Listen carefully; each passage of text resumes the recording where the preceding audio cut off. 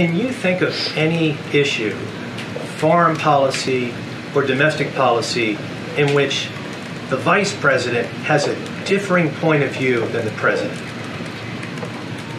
Here's what I will say. I will say that they've been critical partners, as I've said many times, and it is true. You've heard that from both of them. And they're partners in the way that this administration has moved forward on many issues and the issues that they've had to really answer to the American people. The president likes to tout his deficit-cutting measures since he's come into office, but last week the Treasury Department actually reported that the deficit grew to $1.8 trillion for fiscal 2024.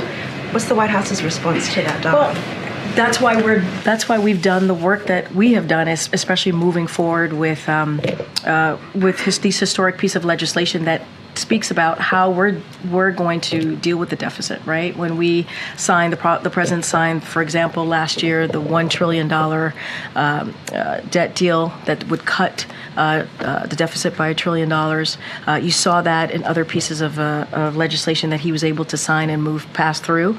And that's why we have shown our commitment to dealing with the deficit. He has so far only campaigned alongside Vice President Harris in an official campaign event capacity once. We have reporting that we don't expect to see the two of them together in these final 2 weeks. What is the reason for that? Well, I would remind folks that he was in Philadelphia, just last week doing a campaign event, just last week on his own.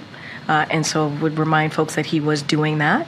There's going to be a campaign-related event, as I just mentioned, tomorrow, and there'll be more to come. I think there will be more to come. We cannot forget what we have seen this past couple of weeks. 2 historic hurricanes, right? Let's not forget that.